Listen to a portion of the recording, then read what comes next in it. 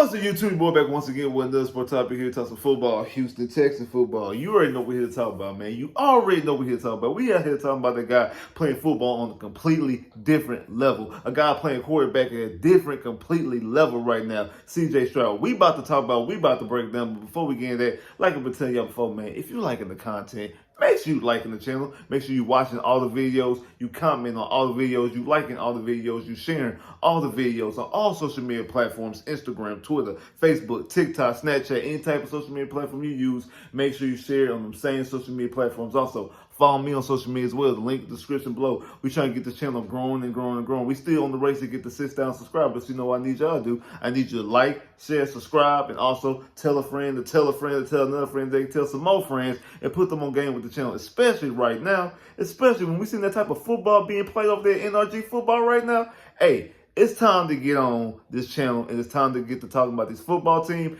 and the Houston Texans. Now let's talk about it, because what we just seen, that display of football that we just seen CJ Stroud was incredible. Like that, there's no other way to sugarcoat. There's no other way to explain it. That display of football that we seen, everybody's talking about. We seen the numbers, over 470 yards, a rookie quarterback throwing most passing yards in the game, 5 touchdowns, tying a rookie most touchdowns thrown in the game with 5 touchdowns, a quarterback rating of 147.8.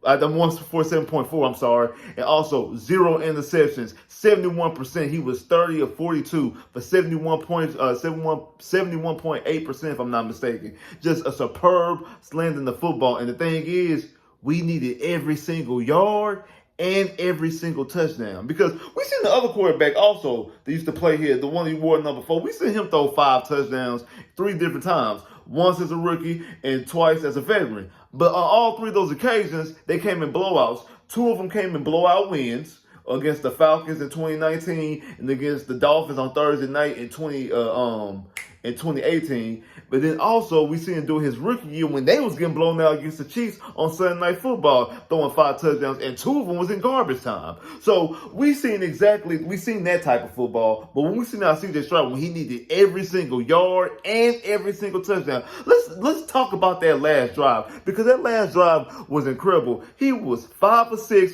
for 75 yards with 40 seconds. It was, well, actually, to be honest, he did it in 39 seconds because they got the ball back with 45 seconds and they left 6 seconds left on the clock to give back to the Tampa Bay Buccaneers. So he did this in 39 seconds. He threw 14 yards to Dalton Schultz, called a timeout, threw 6 yards to Dalton Schultz, called another timeout because Dalton Schultz couldn't get out of bounds, tried to run the play, couldn't get out of bounds. Then the 14 pass, Noah Brown came up and spiked the ball. That's where the 1 incompletion came in. Then a 26-yard pass to Tank Dell and a 15-yard touchdown pass to Tank Dell, all in 39 seconds. Just superb. We needed every single yard and every single touchdown in that game with CJ Stroud, because again, if he's 1 yard short of that 147, we lose. I mean, that 470, we lose the game. If he not throws a touchdown, we lose the game. If he doesn't get the 2-point conversion, because we forget about the 2-point conversion that he was able to run in, we lose the game. Now, I know a lot of people have been out here waiting for him to throw for 5 touchdowns in the game, 4 touchdowns in the game, throw 500 yards and things like that, especially after we seen Will Levis do it last week, going out there and throwing 4 touchdowns. Like I said, the difference with that was, the reason why Will Levis was able to throw 4 touchdowns, one, he has DeAndre Hopkins. No matter how we feel about DeAndre Hopkins now, he does have a bona fide receiver, and a true number one receiver in DeAndre Hopkins. Even at the stage of his career, Hop is still a number 1 receiver on the team. But the difference is he got the green light. Will Levis got complete the green light. The Titans realized what type of situation they in. Okay, hey, we might win a football game, we might lose a football game. We really need to see what we got in this kid. There's no tape on them. Defense is going to be playing back because they're going to be basically daring him to pass. Like, wait, we're going to just dare this kid to pass because we don't know he a rookie, first time ever playing. And he got the green light to just choke the football up. Just drop back and throw it. You might throw 4 touchdowns. You might throw 4 interceptions. Either way it go, we're going to live wherever the situation is. You throw 4 touchdowns, you throw 4 interceptions, we're going to live with it. And it actually worked out from there. He threw 4 touchdowns. I don't think he threw any picks. Had a good game. Then the game on Thursday football, football. They tried the same thing. He threw one pick. I think he had one touchdown and one pick. He really should have had 3 picks, but the Pittsburgh Steelers actually dropped those picks last Thursday, but just throwing the football up. So they're not going to be playing them like that, or I'm pretty sure the Titans are going to probably try to give him a more constructive offense. And like a more constructive offense, because you can't play like that every single week. I know we might want to. We might want to just sit back and chunk up the ball all day. We might want to, but that's not how you can't play like that every single day, because again, you might throw 4 touchdowns. You also might end up throwing 4 picks. Now, when it comes to C.J. Stroud said this, I think, after the Falcons game or after the Saints game, how Bobby Slow told him that, hey, these defenses are actually starting to play you like a great quarterback.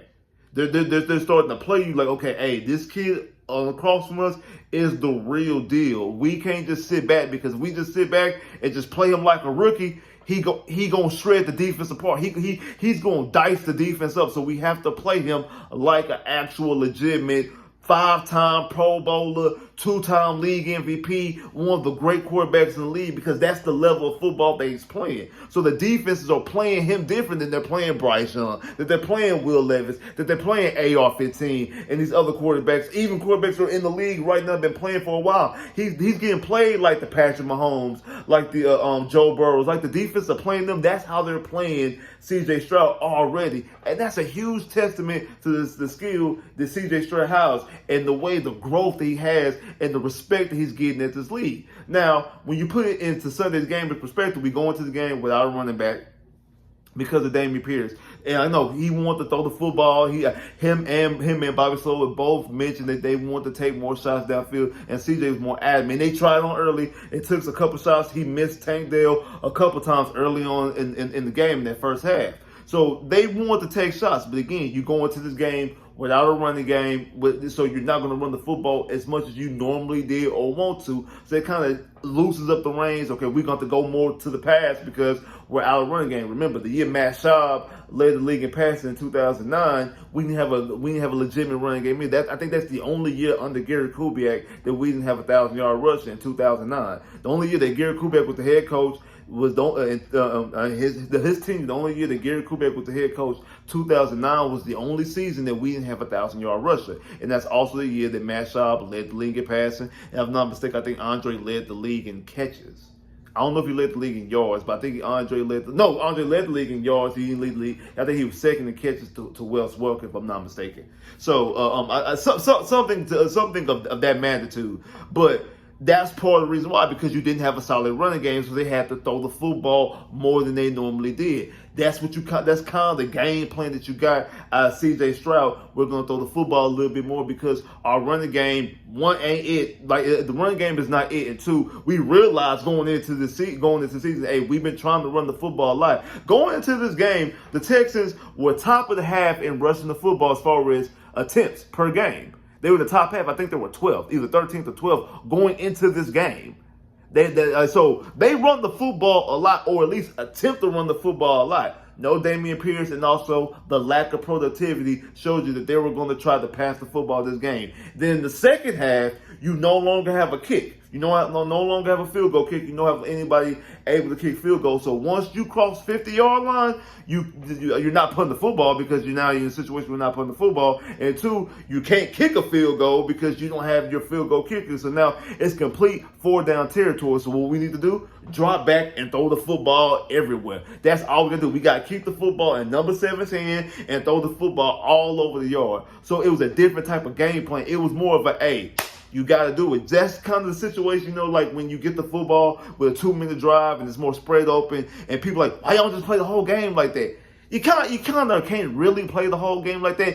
I know it looks good, like, oh, man, if they're able to do this in 2 minutes, they should be able to do that throughout the whole game if you just play like that. The conditions are different. The way the game is played, it's not as simple as it might seem. I know a lot of people love to say that, and it's just not as simple as it seems, honestly. It's just really not. It's not as simple as it seems, or as simple as, okay, and we just drop back and just throw the football all over the yard. Like, that's not really how it works. for the most time. You can't do it every single game. You might be able to get away with it in this game. You're not going to be able to get away with it with games forward. So we're going to have to go into this game with a kicker. I don't know exactly what the condition is with Kyrie. We're going to have to bring in a field goal kicker, something like that, because we can't go into the situation, okay, we ain't going to need no kicker. We just going to just give the football to CJ and let CJ just throw the football over the yard. If you do that, he ain't walking away with just one pick again. You know what I'm saying? Like right now, he got 14 touchdowns and only 1 interception because of the way CJ plays football. He doesn't turn the ball over. And we've seen this at Ohio State. He has a bad game, a bad half, a bad drive. He comes back that next game, that next half, that next drive, and he dominates. So he had possibly his worst performance against the Carolina Panthers last week. He comes out here and sets rookie records, throwing for 470 yards and 5 touchdowns, 71 completion percentage, a perfect quarterback rating, no interceptions, and just completely dominates and has a game-winning drive to win the game in under 40 seconds, however you want to slice it. Superb football. You got people out here talking about he's the MVP. Put him in the MVP conversation. Now, the Jets just lost on Monday Night Football. Now, because of that, and also because the Bengals beat the Buffalo Bills on Sunday Night Football, if the Texans beat the Cincinnati Bengals, they will both be 5-4. The Texans will have the tiebreaker over the Buffalo Bills. Over the Cincinnati Bengals. And that will put them at the last wild card spot as it stands right now. Not to mention, the Jazz face the 49ers, and we face the Jags in a couple of weeks. So don't put the cart in front of the horse, as some may say. Don't go too swiftly. But the Texans are in prime position, especially if CJ's playing at the level he's playing at the MVP caliber level. He's in prime position to lead this team to the playoffs. And if he does that, rookie year, I feel like it's already sold up.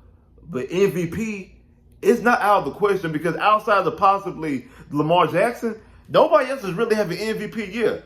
Joe Burrow's been up and down season. Now he's finally starting to get healthy, starting to play like Joe Burrow. But the beginning of the season wasn't playing like that. And again, CJ can beat Joe Burrow head up inside the Bengals Stadium on Sunday. That has a lot to be saying with that. I know Jacksonville is 6-2. Trevor Lawrence really ain't been doing too much to me. But if CJ goes out and beats Trevor Lawrence again, he has swept Trevor Lawrence. How you gonna give him the MVP? Patrick Mahomes is not looking like Patrick Mahomes. Like nobody else is looking like those guys. Like I said, really, Lamar Jackson is probably and probably Jalen Hurts because the Eagles are playing well. I really don't know what his stat line's really looking like, but I know the Eagles are playing well, so you probably could put him in that conversation as well. But CJ, at the very least, can insert himself as a rookie in the MVP conversation. The last time we seen a rookie, and the rookie wasn't even an MVP conversation because, again, most of the times the players win MVP on the best team. I know Dak Prescott was on a good team his rookie year. Ben Roethlisberger was like 15-1 his rookie year. Ben Roethlisberger had a great team, great defense. He was just riding the wave on his rookie year. His defense was the catalyst and was carrying him to that point. Dak played on a real good team, good offensive line, good running game. I mean, just a well-out team and able to get to the playoffs. The Texans are doing this because of CJ, because the Texans were picking second, my bad. Only had 3.5 wins last year, 3 wins and a tie last year, and was picking second. The year before, picking third. The year before that, Post been picking third, but your pick went to Miami Dolphins in the Larry Tunsil trade. That's what CJ was taking over. And him and DeMeco Ryans, coach of the year and DeMeco Ryans, obviously rookie year and possibly putting himself in the MVP conversation. And look, and right now, as it stands, right now, 4-4 is their record right now. And CJ Stroud, completion percentage is 62%. Now, again, that's below league average or right at league average. I think league average is around 62, 63%. And a lot of that is because he throws the football away instead of taking sacks. That's part of the reason why before Larry Tunsil got here, he didn't have that many sacks. He was throwing the football away a lot. So that kind of hurts his completion percentage. 2,270 yards, which gets him 7th in the NFL, 4th in the AFC. 14 touchdowns with only 1 interception. A quarterback rating of 102.9. That's his quarterback rating. And he's averaging 8.1 yards per attempt. That's right at elite status of yards per attempt. 8.1 yards. In Sunday's game, he had 11.2 yards per pass attempt. That's absurd. That's absurd. Per attempt, not per completion, per attempt. 11 point, 11 point, what I say, 11.4, 11.8 yards. No, I'm sorry, like 11.1. 11.1 yards per passing attempt in Sunday's game. Per passing attempt in Sunday's game. And again, I also got, because we gave this guy a pass, me included. I gave this guy a pass. When we had the other quarterback, the one who wore number 4, when he would get sacked or something wouldn't go right, he was always slamming the football, looking at the offensive line, like throwing temper tantrums. And remember the game against the Tennessee Titans in the 2020 year when we went to overtime and we lost the coin toss. He walked away. And again, I felt him because the defense wasn't good, and he knew if they didn't get the football, they were more likely to lose. But throwing temper tantrums, we don't see that with CJ. But see, when a guy makes a mistake, runs the wrong route, CJ's like, on me. Like, and again, he goes out and coaches guys. He's holding guys accountable, but he's doing it in a respectful way. He's not out here throwing temper tantrums like the other one did. And it's like safe to say, because I know, and shout out to my boy Honcho, because Honcho, and everybody there in Soft Sports, like Honcho brought this up in the stream, talking about like that, maybe we crowned the other one too quickly. And and we were calling him Houdini and all this type of stuff like that. And again, I still respect exactly what he did on the football field as a Houston Texan. And again, I'm not gonna sit up and act like I wasn't crunk when Deshaun was making the plays that he was making. But when it comes to this guy right here, it's different. Like it completely is. This quarterback here is completely, utterly different. He goes up to the podium, and before he even breaks down football, he says he has to give you just a little nugget of the word that that they were talking about in the chapel. And I guess I'm assuming it was the team chapel, if I'm not mistaken. He said he got to give you a little nugget of the word because that's basically that was on him. Like give you a little nugget of the word and just what everything that oozes out of him. Man, to him, every time he speaks, it feels genuine. It doesn't feel like Deshaun, when he gets paid, and then talk about he wants to eliminate the 9-to-5ers and just the type of character flaw that some people might say he has on and off the field. And again, that's another conversation for a different day. But this kid right here is just completely genuine. He's just completely just a different type of guy. And when you see what he's doing on the football field, it's superb. It's completely superb. It's amazing. Like you got everybody. You got people in Carolina fighting right now because they made the wrong decision. I was just in North Carolina a month ago, and people I had on the Texan hoodie because it was cold out there, and people like, Texans, hey man, y'all got y'all one. Y'all got y'all a good one. This is before we even played the Panthers. Like, hey, y'all got y'all one, because that's the reason why everybody around here crying right now, because the Panthers should have drafted that kid. I knew that kid was gonna be good. And then you still got a couple people still like, they still want to, I guess, hold on to how they feeling about Bryce. And again, I'm not saying Bryce might eventually be a good quarterback, but CJ Stroud's already shown you that he's better. It just is. It just is what it is. And the Texans dodged a huge bullet. If it's because they got the second pick and they were forced to draft CJ Stroud, or they would have went ahead and drafted CJ Stroud regardless. Either way it go, at this point I really don't care because I have the quarterback that I wanted. We have the quarterback we want. A guy who sits back and plays in the confines of the offense. Now again, these type of splashy numbers, this 400 yard performance, almost 500 yard performance, 5 touchdown performance is something that we might not see every single game. I know some of y'all, especially in this stat driven league, that's what y'all want. We might not see it every single game, and don't be surprised if we don't see it every game. I'm not gonna say, we need to see this every game. I'm glad that we've seen it though. I'm glad that we've seen it. We can get it every game, cool. But I'm glad we've seen it because he's able to do it. We know he can do it.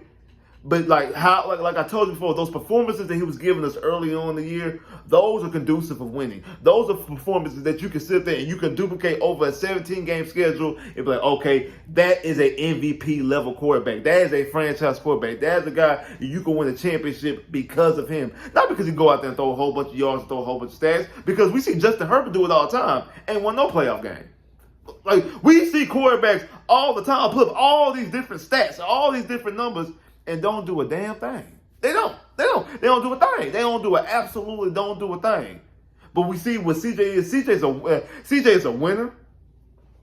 He does everything the right way. Everything is productive. Everything is efficient. He's careful with the football. He's accurate. He's elevating the talent around him. He has Noah Brown and Tank Dell and Dalton Schultz. You got Cowboy fans about Dalton Schultz and Noah Brown never played like that for us. Never played like that with Dak Prescott. They never played like that. You got people out there crying about they got Tank Dell and they got Nico Collins. Like Nico Collins, I think is 10th in the league in receiving yards right now. He's 10th in the league in receiving yards right now. And he only had 50 yards on Sunday. Because CJ is elevating the talent around him, which is the mark of a good quarterback, which is the mark of a great quarterback. He's on his way. Obviously, to win Rookie of the Year, more than likely, put himself at the very least in the MVP conversation. The Texans have a true franchise quarterback. And don't get it twisted. The Texans absolutely have a true franchise quarterback. And this kid is absolutely different. He's playing football on a completely different level. He's quarterbacking on a completely different level. As a rookie, this kid is out here playing quarterback at a completely different level. He's just different, man. He's just different. He's just completely different. Like, subscribe if you haven't, comment below if you haven't, click that bell, get more videos. I holla.